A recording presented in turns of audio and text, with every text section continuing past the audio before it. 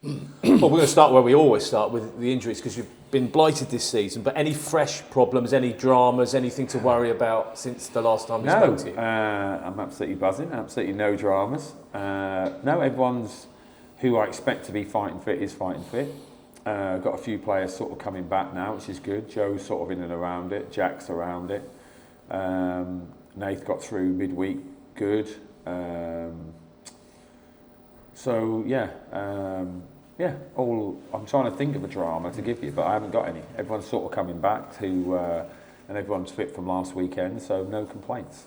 It's amazing what a couple of victories can do. I know. Listen. I nearly started singing then. Don't do it. No, I know. I'll do it off the record. You actually said this in a previous interview about 3 or 4 weeks ago. You said, a couple of wins and it changes at this point in the season. It changes the way the table looks, and that's absolutely right. Look where the side is. You've kind of ridden a bit of a mini injury storm. Yeah. Okay, there's still some to come back, but it's looking okay. It's looking all right. Yeah, I'm pretty pleased. I'm pleased, obviously, on the back of last week, but I think even like at the end of last week, you need a strong squad, because you can't just put the same 11 out for 90 minutes week in, week out. You just can't do it. And for the lads who have hung in there, like, I'm really appreciative, and as everybody is at the football club. But like the Gilbs, the Patos, them sort of players have been putting their bodies on the line every week, and Liam, Will. So there's been a lot of that. And as soon as you get players back, it just enables you to keep it a bit fresher, to make substitutions, to make tactical changes, and we haven't really been able to do that as much as I would like. But that doesn't detract from how hard everyone's worked, and everyone's working behind the scenes to get everyone back fit, because it makes my job easier, harder, easier, whichever way you want to look at it. But it's just good to start to see players coming back. But I'm also long enough in the tooth to know you get some back, you unfortunately lose some at the other end. But I think loads of teams have got injury crisis this year. We're no different, but I'm just glad that the group have stayed together and stuck with it. Do you have a sense of loyalty to those players that have been there during the difficult times, that have worked their socks off, and then obviously you get players, and then the competition comes back, and you've got an option to maybe just put them? Absolutely not. I have. I am a 1 week guy.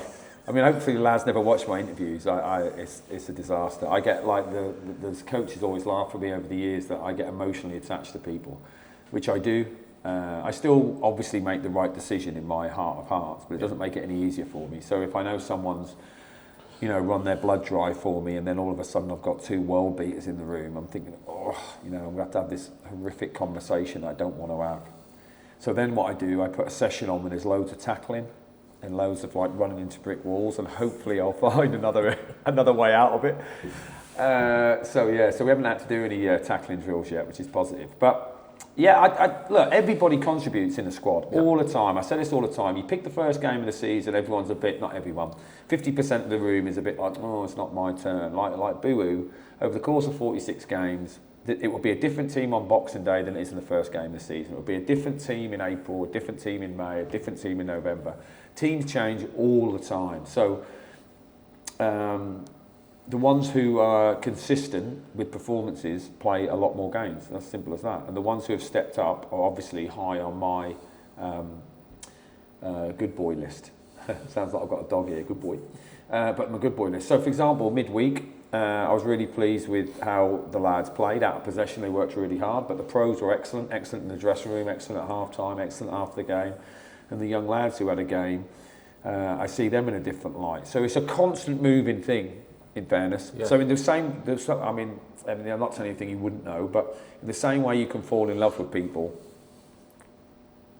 as I'm talking to a room full of mature people, it's easy to go the other way as well, isn't it? You can sort of fall out. And it's very difficult, and I say this to the coaches all the time, to not have a personal bias on things. To have a decision on it without any bias is difficult. And the good thing is, with the 3 of us, not including Tom on this, but me, Potsy and Rich all see different attributes in different players. So the sort of bias neutralises out, I think.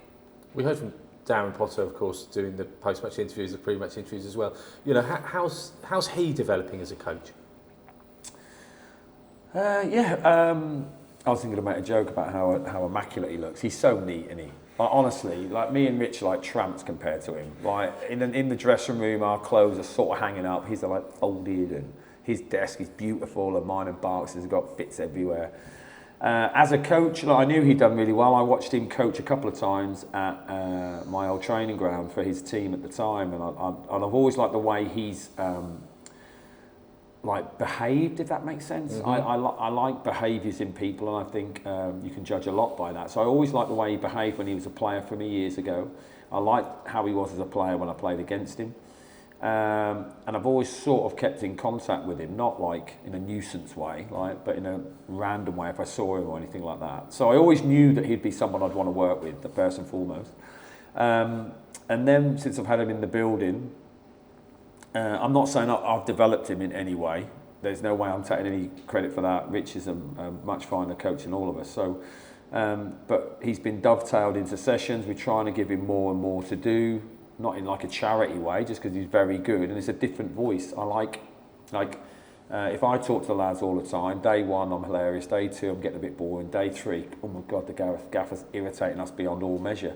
And it's the same with Rich, it's the same with Potsy. So we just try and, you know, separate the voice really. So I think Potsy's coming on really well. He does a lot with the attacking corners, that's sort of his baby. So I let him do that, and let him, not really the right word, but and then we keep getting him to do sort of more and more and more, and the lads really like him because he's a lot younger and fresh than me and Barks. I think he's down with the kids, isn't he? So so in that respect, brilliantly. Yeah. But in fairness, and I don't want to make it sound too saccharine, that is what I expected. Yeah. I didn't expect it to be a problem. I didn't expect him to not be able to coach. I didn't expect him not to feel at home here. I just didn't expect it. I just wondered whether you know your skills as coaches, all three of you, but there's also a personality difference, because Darren has always, I mean, correct me if I'm wrong, because he might be completely different behind closed doors and away from the press and fans, but he's always been never too up when you're up, never too down when you're down. He's right down. Yeah, he's calm. You know, I mean, he's the man Tuesday night who slept on the way to the game and slept on the way back. Which, if you can sleep more than me on a bus, I'm like a 3-year-old child on a bus. That's useful when there's somebody like yourself, Paul, who's, I can't think of a better word, but emotional is probably the best word to use. That's probably a good way to put it. Like, it's weird on the side of the pitch. Predominantly Rich stands up. I stand up every now and again. I try and like keep myself checked, because if I stand up and I start shouting, I don't stop. So I think, just let the players play. I've just got to sort of. And then I'll say to Potsy, and you'll see me, I don't know if you do see me, it's like my head's like tennis. I'm like, what do you think? What do you think? Should I change that? Should I do that? And like I say to Potsy, I'm going to make a sub. And he goes, why? And I'm like, well, I think I can, because if you look at my title above my door. But it's more like, why? So he sort of questions me, which I quite like. That's great, right? Yeah, that's as opposed to, I don't want someone to go, yeah, you're right. I just want to, he says, why? And I went, well, I want to change it because I don't feel it doesn't feel the flow that I want. I think this player will bring this. And he go, okay, yeah, I agree. Or he might say, look, I disagree, but fundamentally, after I've disagreed with him, it's still my choice. But I don't want like, yeah, that's great, Gaffer. Yeah. Can I have a badge? You know, like Dassley and Muttley. Like, I don't want that. I want someone who like challenges me. So, and he sees football differently to I do. That's the truth, right? So he can't understand. I mean, the best example ever of this, and Rich will tell you this story better than me. He was playing for my team away at Rochdale. And he was on the halfway line. I don't know why we kept him back from corners. He wasn't much of a goal threat, was he? He wasn't good in the air, Popsy. Good feet, but not much in the air. But anyway, for some reason he was back on the halfway line. Rochdale cleared it high in the air, and how I remember it is obviously a lot more than it possibly was.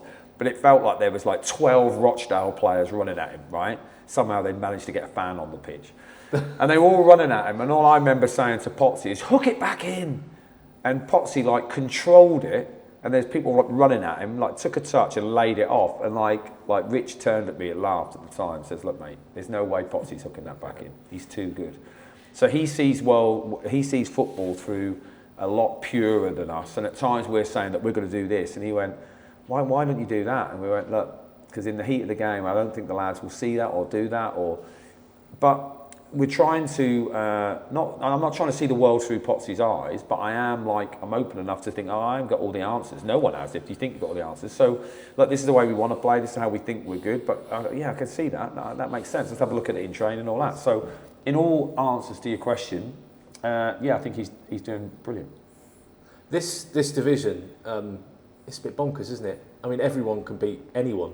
And anyone can beat everyone in this division so far this season. I mean, likely to be teams that will pull away, and I think we've seen evidence of that at the moment. But It's a I bit don't modest. think there's anything between any team. No. So when I took the job, I spoke to, I didn't go chasing down managers. I had a few managers phone me and sort of say, look, mate, do you know what you're walking into here? When was the last time you managed in League Two? I said, I haven't. They said, whew, it's different, and it is different. I completely agree that. And in the other leagues, I always think there's a sort of pecking order. Like, these players, these teams all play with this sort of style. It's pretty coachable, and it's quite easy to coach, not easy, but to coach against it, if you know what I mean. This is the formations they'll play, these are the rotations they'll do. League Two is a lot more random, and a lot of chances go amiss, and a lot of chances. I watched a game just recently, Bristol Rovers, and the score could have been like 8-8. It was like unbelievable. So I just think that every team in this league creates, through random play possibly, but creates goal scoring opportunities. So I don't think it's as fair as other leagues, if that completely makes sense. And I can also see how the team at the bottom, like, so for example, I know a team near the bottom, like Newport, for example, I thought they had some really, really good players and really difficult to play against. I remember watching them play against Gillingham. They could have gone 2-0 up. I watched them play against Bristol Rovers, and for large parts of that, they were excellent. Against us, for large parts of that, they were excellent against us, and they score a penalty, they could go on and win it. So I just think that there doesn't seem a great deal of difference between the top and the bottom. That's how I see it. So I don't ever think, whereas I think prior to coming into this season, I would have felt that we would be favourites in a lot of games. Right? Arrogant as that sounds, I know all managers probably say that about their team, but I thought we'd go into some games and think, right, here we go.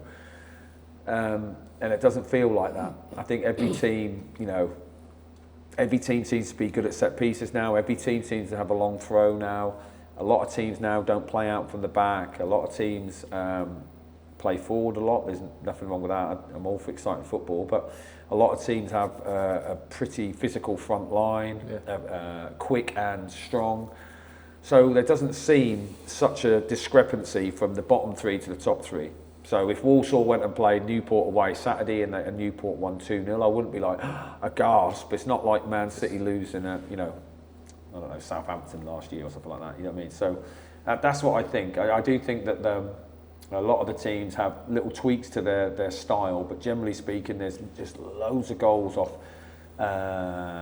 set pieces, but like second phase set pieces. Not even like the ball in perfect header. It's like the ball, clash, drop, hit someone else, drop, and it just seems very random. And that's the danger in all games, that you have to be very good in both boxes to win. And just finally from me, and talking about Bristol Rovers, there's some statistics about the last back-to-back victory up before this one, and I'm sure Toby will talk more about that. But Bristol Rovers an opportunity for the away form. The away form's been good. You kind of won at home now, but keep that away form going. Yeah, it'd be great, wouldn't it? I've had many good games against Trig in the other dugout. So and I've had many games managing at Bristol Rovers, and it always seems, no matter what league they're in, the crowd are always vocal. I mean, it's bound to be the same bloke behind the dugout giving me it. He can't wait to see me again. So the atmosphere is always really good, and they've always been really good games. And I think our away form's been good, and I'll enjoy a drink with their managerial team after. But it will be all guns out when we go, and we'll go there and try and win like we have all our games. So look forward to it, and hopefully we can put on a good show for the travelling supporters. Thanks, Paul. Thank you. On that, I mean, it's been 10 months since the club has won back-to-back games. I mean, that's a frightening statistic, isn't it? And the fact that that's I suppose, it's off your back. It's not something you've got to really concern yourself with. Yeah, it never felt on my back. No. But what is on my back is that we just want to win more games. But it does seem very strange. But you won 5 on the spin last year, didn't you? Five league games in a row. I think there was an FA Cup defeat in the middle there that sort of broke it up, but that was it. It didn't really count. 5 wins is 5 wins. Yeah, well, winning football matches is difficult. Winning back-to-back is difficult. Winning back-to-back is what separates you from the wheat from the chaff, so to speak. And I always, that when you're having a relegation battle, if you don't win one week, it doesn't really change your life, because all the teams at the bottom don't win. Yeah. If you don't win when you're in the top third, it does matter. because all the teams do win. So, for example, if we win on Saturday, I not guarantee, but there's a good chance 3/4 of the teams in the top 10 will all win. So it's not so like amazing. Whereas if you're down the bottom there, wins like, wow, 3 points. Whereas up here, you've just got to keep turning points over just to stay in the race. So our away form's been good, our home form has been disappointing. So it'd be nice to back up 75% of the performance from last Saturday, time-wise, with another performance on Saturday and give ourselves a chance. We just got to try and come away with something. I think if you win your home games, you've got to get points on the road, but you just got to pick something up. So another win would be great. And I suppose a comfortable win as well, because the last 2 games have been just that little bit needlessly uncomfortable, I think, with the goals you conceded late on. Yeah, that is definitely true. There was no need for that anxiety, blood pressure tablets and everything the other day. We were in a good position, and then you concede one. And what it does show though is like, I think massively, psychology in sport is like the biggest thing. So you're cruising along at 3-0, they score, they get their towels up, you then start, human nature suggests you're then thinking, well, if they score another one, it's a problem. And they do score another one and they send the keeper up in the last 10 seconds for a corner. I was thinking, wow. So, and in the same way with us, we've had home games here where we've may have started poorly but then got a goal and then the mood swings or vice versa. So it's important that we try and control our emotions as best we can, but perform at a level that we're difficult to play against. And in large parts of a lot of games we have been. I just keep thinking that, and I'm always going to be positive about my team, but I always keep thinking we've got another gear. I can't find the clutch, but we've got another gear. So when we finally hit that gear, we're going to be cooking. I mean, it's funny how football's changed, isn't it? Because 2-0 used to fairly be a comfortable scoreline. Now 3-0, you start to think, well, one goal can change it. But that's the nature of football on the whole, isn't it? Yeah, well, I just think the last 12 months especially, I just think football's got quicker again. It went through a real everyone trying to copy Pep with players that couldn't. So it was a bad watch. And now all of a sudden everyone's decided that, like, I mean, I've always thought set pieces are cool, but now Arsenal think they're cool. We're all allowed to like them again. Long throws are now cool. They used to be like the spot on a purist butt, whereas now they're acceptable, aren't they? So, I mean, everybody judged Stoke for I know. the lap, didn't they? Yeah, exactly. So in fairness, I just think now it's more of a, maybe in fairness, I'm getting a bit too deep, maybe because of the shortness of managerial careers, I think people are just thinking, look, we just need to win games. Yeah. So however that looks, there might be this and that, we might go box to box like this, but every set piece matters, every throw in matters. And because of that, I think there's more pace to the game, and because of that, there's more, it might not be true, some factual kid in the village will contact you and go, Mr. Warne's miles off, but it just feels like there's more box entries, there's more like mistakes from defenders, we're asking more from the defenders, and there's just more goal scoring opportunities. So I just think that I remember watching Liverpool against Newcastle, and Newcastle went down to 10 men and they still got back into it. And you're thinking, what am I seeing here? I just think there's a lot more of, look, we're losing, so if we're losing 1 or 2-0, we might as well lose 4-0. You might as well try and get back into the game, which I think is a good shift. I think it's from a fan's point of view, a better watch. Finally from me, the game on Tuesday night obviously didn't finish the way you would have liked it, but it was a stark improvement on the West Ham game in the same competition a few weeks ago. Yeah, massively. I was hugely disappointed with the West Ham game, and I told the players that, as in not disappointed like angry, just disappointed for them, because you don't get many opportunities in life to show the best version of yourself, is probably a better way to put it. And I thought the first half against West Ham we were poor. Second half I really liked us, and I'm not driven by results. But then I thought the way the lads, and especially the younger ones, and you put like 15, 16-year-olds on, and they had a pretty experienced team in the league above. I thought the lads conducted themselves really well. And look, could we have had more personality on the ball? Yeah, 100%, right? But they're that tired when they get it back. But from an actual, like we had one day to work with them for their actual out of possession stuff, getting their shape, making it difficult. They should be really proud of themselves, and it's hopefully a taste for a lot of them that they'll think, okay, well, wow, that was hard just to win the ball back. So next time I play in the next game, hopefully, I need to work harder in training, get a little bit fitter, because when I do get the ball, I want to have something in my legs to be able to do something with it. So yeah, I was really pleased, and like I alluded to earlier, I was really pleased with the pros as well. The pros were amazing. And the good thing was, taking a young team away, is that I think we came off the pitch at about 9:05. I went, right, 9:30, bus leaves. If you're not on the bus at 9:30, I'm going, right? Doesn't really work with lads who take forever to get ready. But luckily the young lads are like, quick, Gaffer, we need to get going, If I'd have done that with some of my bigger players, no chance. They would have like people waffing them down for like 2 hours and blow drying their bouffants. So respect to the young lads, and I thought they're excellent, which I thought was great as well, which I would, because I'm that sort of person, that loads of the families came, and like they must have been well proud seeing their sons perform like that. And I asked the lads before the game to perform for their parents, who have been up and down the country with them for years and years, freezing cold, watching them play and taking them to training. So I'm glad they've done credit for everyone. That's one. Thanks, Paul. Thank you. Paul, the plan was to start... I'm laughing because I'm thinking, what did I say to you in a previous interview? You said that you would win 3-1 and not concede a corner. Damn it. Yeah, go on, sorry. Okay. The plan was to start quicker at home, wasn't it? And to get in front first. Yeah, ideally, Which you did on Saturday against a very good team. The message is getting through to your lads. You must have been delighted with the start.